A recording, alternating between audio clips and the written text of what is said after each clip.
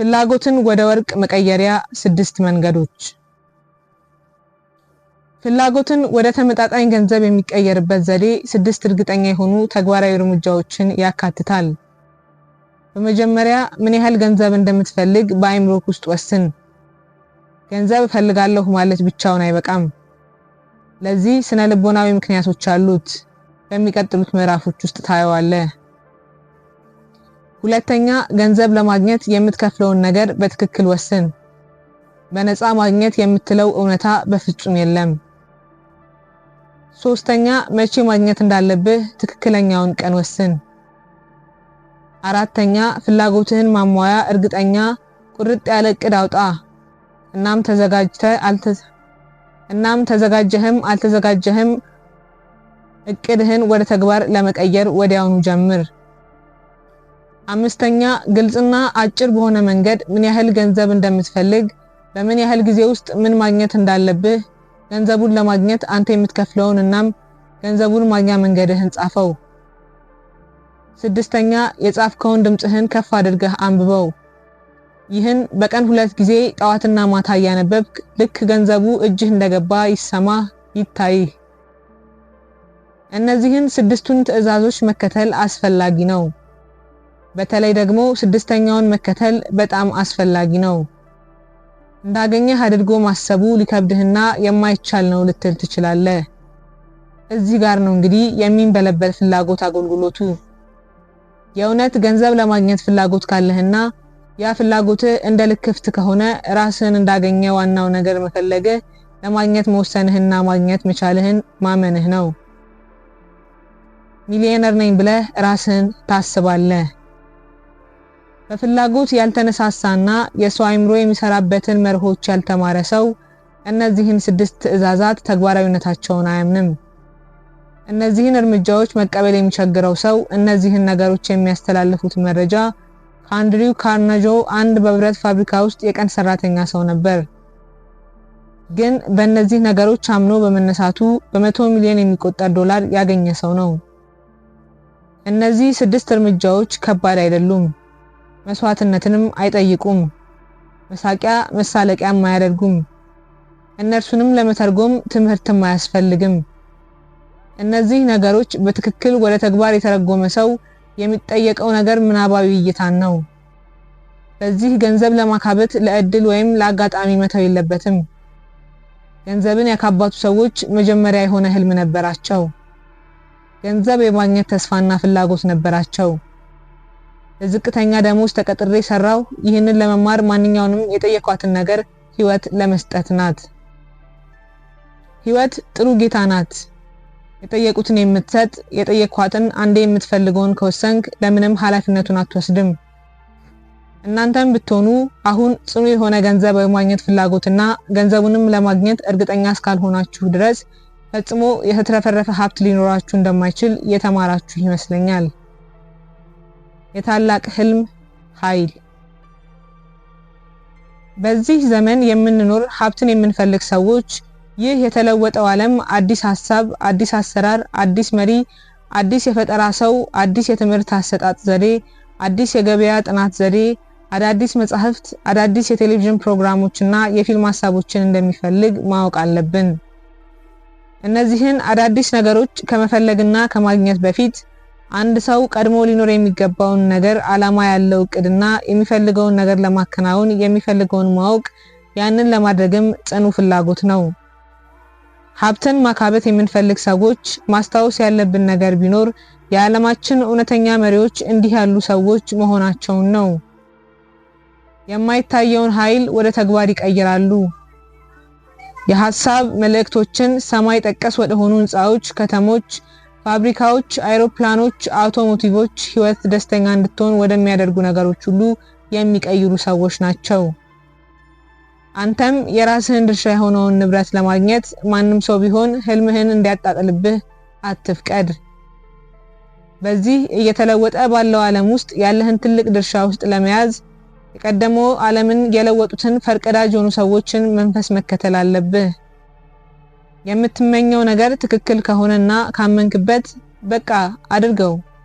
ህልምህን ለመተርጎም ሞክር። ድንገት ለጊዜው ውድቀት ቢገጥምህም ሌሎች ለሚሉት ግድ አይኑርህ። ምናልባት እነዛ ውድቀቶች እኩያ ስኬቶቻቸውን ሊያመጡ ይችላሉና። ቶማስ ኤዲሰን በኤሌክትሪክ ኃይል የሚሰራ አምፖል ለመፍጠር ፈለገ። እንቅስቃሴም ጀመረ። ከ10,000 ጊዜ በላይ ውድቀት አጋጥሞት ነበር። ነገር ግን ህልሙን እውን እስካደረገበት ጊዜ ድረስ ሙከራውን አላቆመም። እውነተኛ አላሚዎች ፍጹም አያቆሙም። ዌለን ታላላቅ ሰንሰለታማ የሲጋራ ማከማቻዎች አለው። እናም ይህ ህልሙን ወደ እውን ሊያመጣ በምድር አሜሪካ ውስጥ ታላላቅ የሲጋራ ማከፋፈያዎች አሉት። የራይት ወንድማማቾች በሰማይ የሚበርን ማሽን አለሙ። አሁን ህልማቸው ትርጉም እንደነበረው ዓለም በሙሉ መረጃዎቹን ማየት ይችላል። ማርኮኒ በዓለም ውስጥ ያሉ የማይጨበጡ ኃይሎችን ወደ አንድ ነገር መቀየርን አለመ። በከንቱ እንዳላለመ የሚያስረዱ መረጃዎች በእያንዳንዱ ሬዲዮንና ቴሌቪዥን ውስጥ ይገኛሉ። የማርኮኒ ጓደኞች ድምጽን ያለምንም ሽቦ ማስተላለፍ እንደሚቻል ደረስኩበት ብሎ ሲለፈልፍ እብድ ነው ብለው ለምርመራ ወደ አእምሮ በሽተኞች ሆስፒታል ወስደውት እንደነበር መስማት ያስገርማል። ዓለማችን የቀድሞዎቹ አላሚዎች ያልደረሱባቸው አያሌ ድሎችና ጥቅሞች አሏት። እንዴት ህልማችንን ማውጣት እንደምንችል ዓላማው መብረር የሚጀምርበት ቦታ የሆነ ነገር ማግኘት ወይም መሆንንና ማድረግን ነው። የህልሞቻችን ማኮብኮቢያ ማድረግ ያለብን በጽኑ መፈለግን ነው። ህልሞች ከቸልተኝነት፣ ከስንፍና፣ ከወኔ ቢስነትና ከባዶነት ስሜት ፈጽሞ አይወለዱም። ብዙ ዓላማዎች መነሻቸው መጥፎ ሆኖ የሚሳኩት ብዙ እንቅፋቶች ገጥመዋቸው እነሱን ጠርምሰው አልፈው ነው ማረፊያቸው ጋር የሚደርሱት። ህይወታቸውን የሚቀይረው መጀመሪያ አንዳች አይነት ቀውስ ሲገጥማቸው ነው። በዚህ ቀውስ ነው ወደ ሌላ እኔነታቸው የሚቀየሩት። ጆን በኒያን የመናኞች ጉዞ የሚለውን መጽሐፍ የጻፈው በሃይማኖት ላይ ባለው አመለካከት ምክንያት በእስር ቤት ተወርውሮ ክፉኛ ከተቀጣ በኋላ ነው። ሄነሪ አእምሮ ውስጥ ያለውን ተአምረኛ ኃይል ያገኘው አንድ ክፉ አጋጣሚ ገጥሞት እስር ቤት ሳለ ነበር። በዚህ ክፉ አጋጣሚ ምክንያት ከሌላ እኔነቱ ጋር በምናባዊ ምልከታው አማካኝነት ተዋውቆ ከተራ ወንጀለኛ ይልቅ ታላቅ ጸሐፊ ለመሆን በቃ። ቻርልስ ዲከንስ ጥቁር ሸክላ ላይ ዋጋ፣ ስምና የመሳሰሉትን ለመለጠፍ ነበር መጻፍ የጀመረው። በመጀመሪያ ፍቅር ምክንያት የደረሰበት ሐዘን ወደ ውስጡ ዘልቆ ገብቶ ወደ ዓለማችን ታላቅ ጸሐፊነት ቀይሮታል። የዛ ሰቆቃ መጀመሪያ ዴቪድ ኮፐርፊልድ ከዛም ሌሎችን ድንቅ መጽሐፍትን ለመጻፍ አብቅቶታል። ሄለን ኬለር ከተወለደች ከጥቂት ጊዜ በኋላ መስማትም ማየትም መናገርም ተሳናት። እነዚህ ሁሉ መከራዎች ደርሰውባት ከታላላቅ ሰዎች መዝገብ ላይ ስሟን ለማኖር በቅታለች። የሷ ህይወት የሚያሳየው ነገር ቢኖር ማንም ሰው ሽንፈቱን አምኖ ካልተቀበለ በቀር ፍጹም አያሸንፈም የሚለውን መርህ ነው። ሮበርት በርንስ አንድ መሃይም የገጠር ሰው ነበር። በድህነት እርግማን የተመታና ለመጠጥ ሲል ቁማር የሚጫወት ሰው ነበር። እሱ በመኖሩ ግን ዓለም መልካም ሆናለች። ምክንያቱም ተአምራዊ በሆነ የገጣሚነት ችሎታው የዓለምን እሾህ ነቅሎ በቦታው ሮዝ አበባን ተክሏልና። ቤትሆቨን መስማት የተሳነው፣ ሚልተን ደግሞ ማየት የተሳነው ሰው ነበሩ። ግን ዘመን እስካለ ድረስ ስማቸው ይኖራል። ምክንያቱም አልመው ህልማቸውን ወደ ተቀናጀ ሐሳብ ቀይረውታልና። አንድ ነገር በመመኘትና ለመቀበል በመዘጋጀት መካከል ልዩነት አለ። ማንም ሰው አንድ ነገር እንደሚያገኝ ሳያምን ለመቀበል አይዘጋጅም። አእምሯችን ውስጥ መኖር የሚገባው ነገር ምኞት ወይም ተስፋ ሳይሆን እምነት መሆን አለበት። ለእምነት ደግሞ አእምሮን መክፈት ያስፈልጋል። አእምሯችን ውስጥ መኖር የሚገባው ነገር ምኞት ወይም ተስፋ ሳይሆን እምነት መሆን አለበት። ለእምነት ደግሞ አእምሮን መክፈት ያስፈልጋል። አእምሯቸውን የሚዘጉ ሰዎች በእርግጠኝነት እምነትን አያገኙም። ከፍተኛ ነገርን በህይወት ማቀድ ብልጽግናን ለመፈለግ የሚያስፈልገው ኃይል ድህነትና መከራን ለመቀበል ከሚያስፈልገው መቼም በፍጹም አይበልጥም። ፍላጎት ተፈጥሮን ያሸንፋል። ከዚህ ምዕራፍ ርዕሰ ጉዳይ ላይ በተያያዘ አንድ በጣም እንግዳ ሰው እዚህ ጋር ላስተዋውቃችሁ። ከተወለደ ከትንሽ ደቂቃ በኋላ ነው ያየሁት። ያ ልጅ ሲወለድ ጆሮ ያለበት ቦታ ፍጹም አያስታውቅም። እናም ድፍን ነበር። ዶክተሮች ጆሮ ቢቀደድ ልጁ መስማት ይችል ይሆናል ሲሉ አስተያየታቸውን ሰጡ። የዶክተሮቹን አስተያየት አልተቀበልኩትም ነበር። ይህንን የማድረግም መብት ነበረኝ። እኔ የዛ ልጅ አባት ነኝ። እኔም በራሴ መንገድ ወስኜ አስተያየት ሰጥቼ ነበር። የኔ አስተያየት ግን ሚስጥርና ልቤ ውስጥ ነበር ያለው። በራሴ ጭንቅላት ልጁ መስማትና መናገር እንደሚችል አውቅ ነበር። ግን እንዴት የሆነ መንገድ እንደሚኖር እርግጠኛ ነበርኩ። አንድ መንገድም እንደማገኝ አውቅ ነበር። ሕያው ስለሆነው የኤመርሰን ንግግር አሰብኩኝ። በማንኛውም ነገር እምነትን እንማር። ማመን ነው ከኛ የሚጠበቀው። ለሁላችንም የሚሆን የህይወት መመሪያ አለ። በትህትና ካዳመጥን ትክክለኛውን ቃል እንሰማለን። ትክክለኛ ቃል ከምንም ነገር ይልቅ ልጄ ደንቆሮና ዲዳ እንዲሆን አልፈለኩም ነበር። ከዚህ ፍላጎቴ ለአንድ ሰከንድ እንኳን ነቅነቅ አላልኩም። ግን ምን ማድረግ እችላለሁ? እንደምንም ብዬ ወደዛ ትንሽ ልጅ ጭንቅላት ካለ ጆሮ ድምጽን ለማስገባት መንገድንና ሁኔታን የሚፈልግ ጽኑ ፍላጎቴን ማስተላለፊያ መንገድ መፈለግ ነበረብኝ። ልክ ያ ልጅ አድጎ ከኔ ጋር መተባበር ሲጀምር ጭንቅላቱን በከፍተኛ የመስማት ፍላጎት መሙላት ፈልጋለሁ። ከፈለኩ ደግሞ ይህ ጽኑ ፍላጎት እውን ሊሆን እንደሚችል አውቃለሁ። ይህ ሁሉ ሐሳብ የሚመላለሰው አይምሮዬ ውስጥ ነው። ለማንም አልተናገርኩም። የራሴን ተስፋ ልጄ መስማት የተሳነው መሆን እንደሌለበት ለራሴው ነግረው ነበር። ልጄ ትንሽ አድጎ አካባቢውን ማወቅ ሲጀምር ትንሽ እንደሚሰማ ተረዳን። ልጆች የሚናገሩበት እድሜ በሚደርስበት ጊዜ እሱ ምንም የመናገር ሙከራ አያደርግም ነበር። ነገር ግን በሚያደርጋቸው ነገሮች ትንሽ እንደሚሰማ ተረዳን። ማወቅ የምንፈልገው ነገር ያንን ነበር።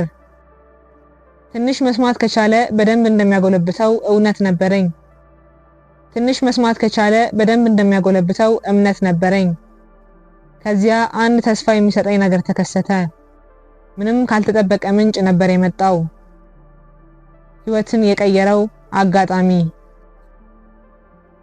አንድ ሸክላ ማጫወቻ ገዛን። ልጁ ለመጀመሪያ ጊዜ ሙዚቃውን ሲሰማ በደስታ ፈነደቀ። በፍጥነትም ማሽኑን በአግባቡ መጠቀም ጀመረ። በአንድ ጊዜ እየደጋገመ ለ2 ሰዓት ያህል አጫወተው። ይህንንም ሲያደርግ በጥርሶቹ የማጫወቻውን መያዣ ግጥም አድርጎ ይዞ ነበር። ራሱ የጀመረው የዚህ ልምድ ምስጢር ለዓመታት ያህል ግልጽ አልሆነልኝም ነበር። ምክንያቱም ስለ አጥንት ድምጽን የማስተላለፍ ጉዳይ ምንም አናውቅም ነበርና ነው። ሸክላ ማጫወቻ መጠቀም ከጀመረ ከጥቂት ጊዜ በኋላ ከጭንቅላቱ ቅል በታች ማስቶይድ የሚባለውን አጥንቱን ከንፈሬን እያስነካው ሳውራ በግልጽ እንደሚሰማኝ ለማወቅ ቻልኩኝ። እንደሚሰማኝ ካረጋገጥኩኝ በኋላ ወዲያውኑ እንዲሰማና እንዲናገር ያለኝን ፍላጎት ወደ አይምሮ ማስተላለፍ ጀመርኩ። ወዲያው ደግሞ የመኝታ ሰዓት ሲደርስ ተረቶችን መስማት እንደሚፈልግ አወኩኝ። ከዚያ በሱ ውስጥ በራስ የመተማመን ስሜት መስማትና መናገርን የሚፈልግን ስሜት የሚፈጥሩ ተረቶችን ማፈላለግና መፍጠር ጀመርኩ። በተለይ አንድ ታሪክ ላይ በጣም አተኩሮ ነበር። የነገርኩት ቁጥር ትንሽ ጣፈጥ ወዛ ያደረኩኝ ነበር። ታሪኳን የፈጠርኳት የሱ ሁኔታ ታላቅ ጉዳት ሳይሆን ትልቅ ዋጋ ያለው ነገር መሆኑን በአይምሮው ውስጥ ለማስቀመጥ ነበር። ምንም ያህል ባነብና ብዙ ብፈላሰፍም እንዴት የሱ ጉዳት ትልቅ ጥሬ ሀብት ወይም ዋጋ ያለው ነገር ሊሆን እንደሚችል አላወኩም ነበር። በ6 ሳንቲም ዓለምን አሸነፈ። አሁን መለስ ብዬ ተሞክሮዬን ሳየው ልጄ በእኔ ላይ ያለው እምነት ነው ተአምራዊውን ውጤት ያመጣሁላለሁ። ለምን አይለኝም ነበር። ከታላቅ ወንድሙ እሱ የተሻለ እድል እንዳለውና ወንድሙ ያላገኘውን እንዳገኘ ነገርኩት። ይህ እሱ ያገኘው ነገር በብዙ መልኩ እንደሚገለጽ ሐሳቤን ሰጠሁት። ለምሳሌ በትምህርት ቤት እሱ ጆሮ እንደሌለው ያዩ አስተማሪዎች ለሱ ልዩ እርዳታ ያደርጉለታል፣ በጣምም ይንከባከቡታል። ስታድግ ልክ እንደ ወንድምህ ጋዜጣ ትሸጣለህ፣ ከሱ ይልቅ ሰዎች አንተን ይገዙሃል፣ ምክንያቱም ጆሮ ሳይኖርህ ንቁ የሆነ ነገሮችን ማከናወንህ ስለሚያስደንቃቸው ነው አልኩት። 7 ዓመት ሲሞላው የምናደርግለትን ነገር ፍሬ ያፈራ እንደሆነ ፍንጭ አሳየን። እኛ ከቤት ወጥተን ባለንበት በአንዱ ሰዓት እሱና ሰራተኛው እቤት ውስጥ ነበሩ። በወጥ ቤት መስኮት ዘሎ ብቻውን ከግቢ ወጣ። ከዛም እዛው ሰፈር ካለ አንድ ጫማ ሰፊ 6 ሳንቲም ተበደረና አንድ ጋዜጣ ገዛና ሸጠ። እንደገና ገዛ፣ ሸጠ። እስከ ምሽት ድረስ እንዲህ ሲያደርግ ቆይና የተበደረውን ከመለሰ በኋላ 42 ሳንቲም ኪሱ ውስጥ ቀረ። እኛ ወደ ቤት ስንመለስ ሳንቲሙን በእጁ እንደያዘ ተኝቶ አገኘነው። እናቱ ሳንቲሙን ከእጁ ካወጣች በኋላ አለቀሰች። ከሁሉም ነገር በልጄ የመጀመሪያ ድል ላይ ማልቀስ ልክ አልመሰለኝም። የኔ ሁኔታ ተቃራኒ ነበር። ከልቤ ሳቅኩ። ምክንያቱም በራሱ እምነት እንዲያድርበት ያደረኩት ነገር ውጤታማ ሆነ። እናቱ አንድ ትንሽ መስማት የተሳነው ልጅ ለሳንቲም ብሎ ህይወቱን ለአደጋ እንዳጋለጠ ሆኖ ነው የታያት። እኔ ደግሞ አንድ በራሱ የሚተማመን ነጋዴ በራሱ አነሳሽነት ማንም ሳያግዘው ስራ ጀምሮ የተሳካለት ሰው አድርጌ ነበር ያየሁት። ስራው እጅግ አስደሳች ነው። ምክንያቱም በህይወቱ ሁሉ ሊከተል የሚችለውን የውጤታማነቱን መረጃ ነበር የሚያመላክተው። ትንሹ ልጅ መስማት ቻለ። ትንሹ ልጅ ከአንደኛ ወደ ሁለተኛ ክፍል ከዚያም ወደ ኮሌጅ አስተማሪዎቹን አልፎ ጆሮ ላይ ተጠግተው ከፍ ባለ ድምጽ ሲናገሩ ካልሆነ በስተቀር ሳይሰማ ደረሰ። መስማት የተሳናቸው ትምህርት ቤትም አልገባም ነበር። የምልክት ቋንቋ እንዲማርም አልፈቀድንለትም። እኛ ከጤነኛ ልጆች ጋር እንዲማር እንዲውል በጣም እንፈልግና በጣም እናምን ነበር። ይህ ጉዳይ ከትምህርት ቤት ኃላፊዎች ጋር ብዙ ጊዜ ጭቅጭቅ ፈጥሮብን ነበር። ሁለተኛ ደረጃ ሲደርስ የኤሌክትሮኒክስ የመስሚያ መረጃ መሳሪያ ለመጠቀም ሞክሮ ብዙ አልረዳውም። በመጨረሻም ሳምንት በኮሌጅ ቆይታው አንድ ህይወቱን የቀየረ ነገር ተፈጠረ። አጋጣሚ ሆኖ አንድ ሌላ አዲስ የኤሌክትሮኒክስ መሳሪያ ለሙከራ ተላከችለት። ቶሎ ሊሞክራት አልፈለገም። ምክንያቱም እንዲህ አይነቱ ነገር ሰልችቶት ነበር። እናም በመጨረሻም ጭንቅላቱ ላይ ያስገባትና ባትሪዋን ተጫናት። ከዛ ተአምር በሚመስል ነገር የህይወቱ ሁሉ ጽኑ ፍላጎት ተሳካ። በቃ መስማት ፈልጎ ነበር፣ ፍላጎቱ እውን ሆነ። በህይወቱ ለመጀመሪያ ጊዜ ተግባራዊ በሆነ መልኩ ማንም ሰው የሚያወራውን መስማት ቻለ። በጣም ከመደሰቱ የተነሳ ወደ ትልቅ ሮጦ ለእናቱ ደወለላት። እናም በትክክል የምትለውን ሰማት። በሚቀጥለው ቀን ክፍል ውስጥ የመምህራኑን ድምጽ ሰማ። በህይወቱ ለመጀመሪያ ጊዜ በጆሮው ሰማ። ከሰዎች ጋር በነፃነት መወያየትና መስማትን ቻለ። በእውነቱ የተቀየረች ዓለም ሆነችለት። ለፍላጎቱ ትርፍ መክፈል ጀመረ። ግን ድላችን ልትጠናቀቅም ነበር። አሁንም ጉድለቱን ወደ ትርፍ መቀየር ይኖርበታል። ተአምር የሰራው ሐሳብ። የተፈጠረውን ነገር ዋጋ በቅጡ እንኳን ሳይረዳው አዲስ ባገኘው የድምጽ ዓለም ሰክሮ ያለ መሳሪያውን ላመረተው ፋብሪካ ተሞክሮውን በጉጉት ጻፈለት። በደብዳቤው የተጻፈው አንድ ነገር ፋብሪካው ልጁን ኒውዮርክ እንዲጋብዘው አደረገው። እዚያ እንደደረሰ ታጅቦ ፋብሪካውን እየጎበኘ ከመሳሪያው ዋና መሐንዲስ ጋር እያወራ ሳለ የሆነ ሐሳብ ወይም ምኞት ወይም ምንም እንበለው ብቻ የፈለጋችሁትን በሉት መጣለት። ይህ ወደ አይምሮ የደረሰው መልእክት ነበር፣ ጉድለቱን ወደ ጥሬ ገንዘብ የቀየረለት። የመልእክቱ ሙሉ ሐሳብ እንዲህ ነበር። በመላው ዓለም መስማት ለተሳናቸው ሰዎች የግል ታሪኩን መንገሪያ መንገድ ቢያገኝ ሊጠቅማቸው እንደሚችል አሰበ። አንድ ወር ሙሉ ስለ መስሚያ መረጃ መሳሪያዎች የገበያ ሁኔታ ሲያጠና ቀረመ። እናም የተቀየረውን ህይወቱን ለነሱ የሚያስተላልፍበት መንገድና ዘዴ አውጠነጠነ። ይህንን ሲጨርስ ዓላማውን ለማሳካት የሚረዳውን የ2 ዓመት እቅድ አውጥቶ ጻፈው። ዓላማው በምርምሩ ላይ የተመሰረተ ነበር። ዓላማውን ለፋብሪካው ሲያስረዳ ከመቅጽበት ተቀበሉት። እናም ዓላማውን ማሳኪያ መንገድ አገኘ። ወደ ስራው ሲገባ በሺህ የሚቆጠሩ መስማት የተሳናቸው ሰዎች እረዳለሁ የሚል ትንሽ ህልም ነበረው። እሱ ባይመጣ ኖሮ ህይወታቸው በጨለማ ውስጥ ለዘላለም ሊያክሩ በሚችሉ በሺዎች ለሚቆጠሩ ሰዎች ተግባራዊ መፍትሄ ነበር ያመጣው። እኔና ባለቤቴ አይምሮውን ባንቀይረውም እንኳን ልጃችን ብሌር መስማት የተሳነው ሆኖ እንዲቀር እኔና ባለቤቴ አይምሮን ባንቀይረው ኑሮ ልጃችን ብሌር መስማት የተሳነው ሆኖ እንደሚቀር ምንም ጥርጥር የለውም። የመስማትና የመናገር ፍላጎት አይምሮ ውስጥ ስንኖርና ጤናማ መሆን እንደሚቻል ስንነግረው ይህ መልእክት ተፈጥሮን አንድ ኃይል ባለመስማትና በዓለም መካከል ድልድይ እንድትሰራ አስገደዳት። በእውነቱ ጽኑ ፍላጎት ራሱን ወደውኑ ዓለም መቀየር እንደሚችል አወቅኩ። ብሌር በጣም መስማትን ፈለገ። አሁን አገኘው። አካለ ስንኩል ሆኖ ነበር የተፈጠረው። ይህ ደግሞ አንድን ሰው ወደ መንገድ ወደ ልመና ሊያወጣው ይችላል። ልጅ እያለ የነገርኩትን ትንሿን ነጭ ውሸት እሱ እንዲያምናት ያደረኩት ጉድለቱ ሀብቱ መሆኑ ራሱን በራሱ አረጋገጠ። እሱ አመነ። እምነት ከጽኑ ፍላጎት ጋር ተዳምሮ ወደ እውነታነት የማይቀይሩትን ነገር የለም። የአእምሮ ቅመማ ዓለማትን ይሰራል። አንዲት ድምፃዊን በተመለከተ በአንድ ዜና ላይ ስለ አስገራሚ ስኬቷ አንድ ፍንጭ ተሰጥቶ ነበር። ይህን አንቀጽ እንዳለ ጠቅሰዋለሁ። ምክንያቱም ይህ አንቀጽ የሚያወራው ስለ ጽኑ ፍላጎት ብቻ በመሆኑ ነው።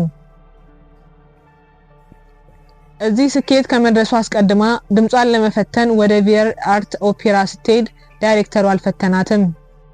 አለባበሷና ከርፋፋ ቋሟን ከተመለከተ በኋላ በንቀት ይህን ፊት ይዘሽ እንዴት በኦፔራ ይሳካልኛል ብለሽ ታስቢያለሽ? የኔ ልጅ ሐሳብሽን ብትቀይሪው ይሻላል። የልብስ ስፌት መኪና ግዢና እሱን ብትሰሪ ይሻላል። ፈጽሞ ዘፋኝ ልትሆኚ አትችይም ነበር ያላት። ይህ በሀገራችን የብዙ ድምፃውያን ተሞክሮ ነው። የቪየና አርት ኦፔራ ዳይሬክተር ስላዘፋፈን ቴክኒክ ጥልቅ ዕውቀት አልነበረውም። ፍላጎት በጣም ጽኑ የሆነ እየጨመረ ሲመጣ የሚኖረውን ኃይል ዳይሬክተሩ አያውቅም ነበር። ስለዚህ ይህን ኃይል ብዙ ቢያውቅ ኖሮ ምንም እድል ሳይሰጥ እነዚህን ከሳቲ ብርሃናት በማውገዝ ስህተት ባልሰራ ነበር። ከጥቂት ዓመታት በፊት አንድ የሥራ ባልደረባዬ በጠና ታመመ። ጊዜው ባለፈ ቁጥር ህመሙ ጸናበት። እናም በመጨረሻም ለቀዶ ሕክምና ወደ ሆስፒታል ተወሰደ። ዶክተሩም ባልደረባዬን በህይወት እንደገና የማየት እድሌ የተመናመነ እንደሆነ ነገረኝ። ነገር ግን ይህ የዶክተሩ አስተያየት ነው፣ የበሽተኛው አስተያየት አልነበረም። በተሽከርካሪው ወንበር ላይ እየገፉ ይዘውት በደከመ ድምጽ ሹክ ያለኝ፣ አለቃዬ አትረበሽ፣ በጥቂት ቀናት ውስጥ እዚህ እመጣለሁ። ክትትል የምታደርግለት ነርስ በሐዘኔታ ተመለከተችኝ። ምስኪን በሚል አስተያየት። በሽተኛው ዳነ። ይህ ሁሉ ከሆነ በኋላ ሐኪሙ ምንም ነገር ሳይሆን ለመኖር ያለው ፍላጎቱ ነው የፈወሰው፣ ሊከሰት የሚችለውን ሞት ለመቀበል አሻፈረኝ ባይል ኖሮ አይደንም ነበር አለ። በእምነት በተደገፈ ፍላጎት ኃይል አምናለሁ።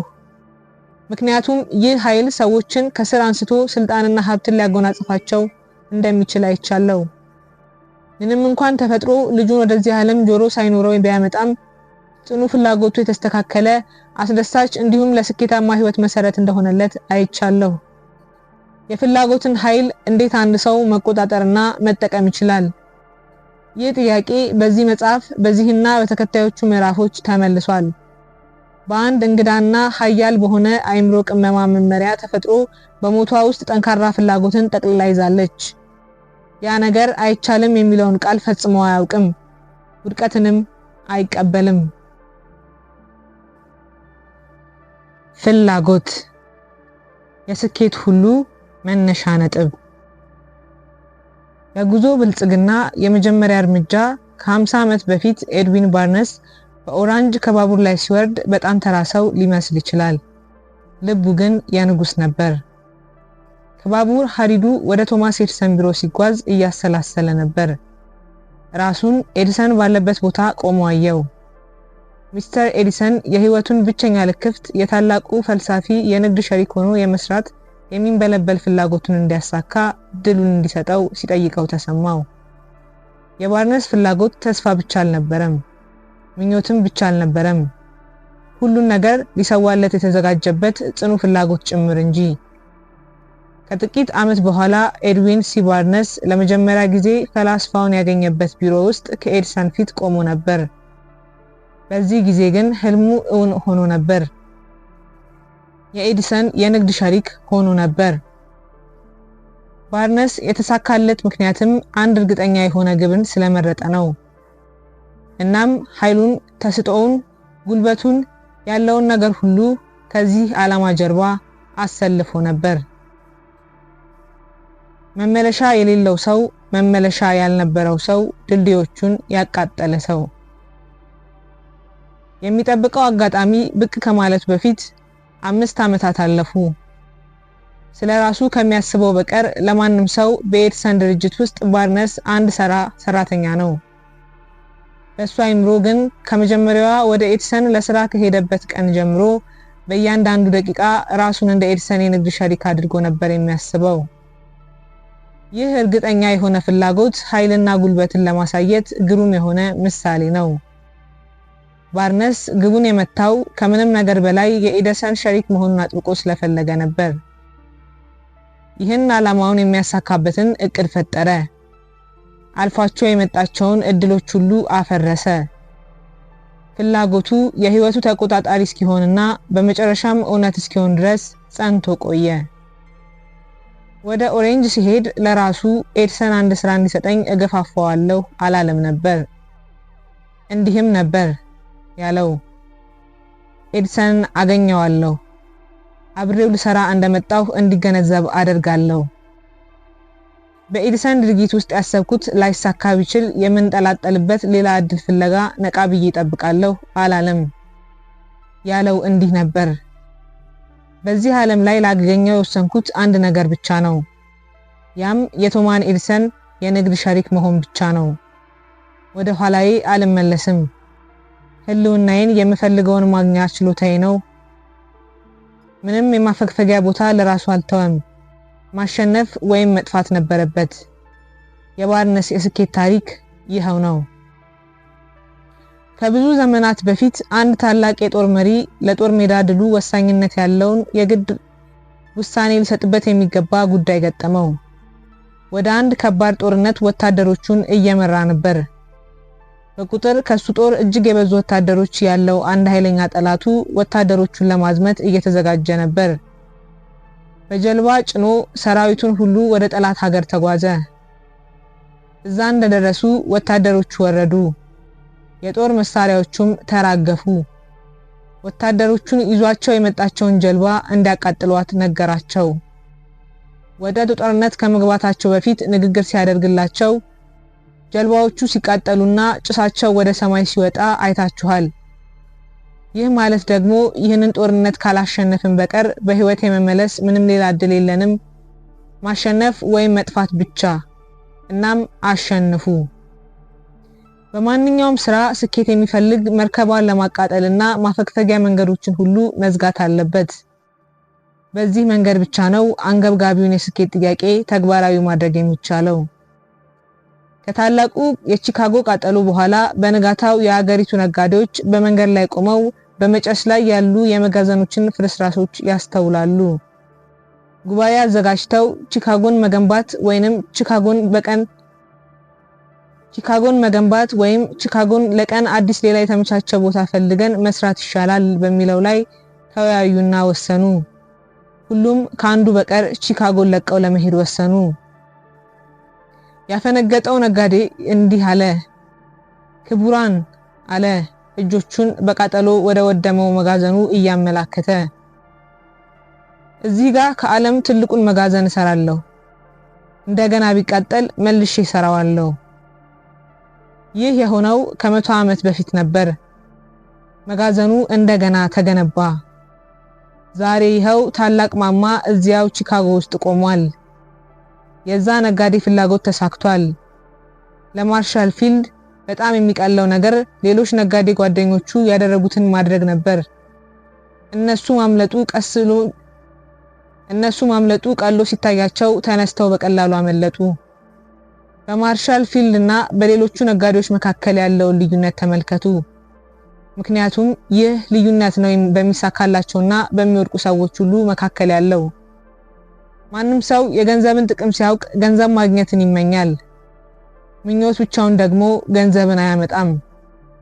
ጥብቅ ፍለጋ ማድረግ፣ ከዚያ የተወሰነ መንገድና ዘዴን በመጠቀም እቅድ ማውጣት፣ ማንኛውንም አይነት ውድቀት የማስተናገድ እቅድ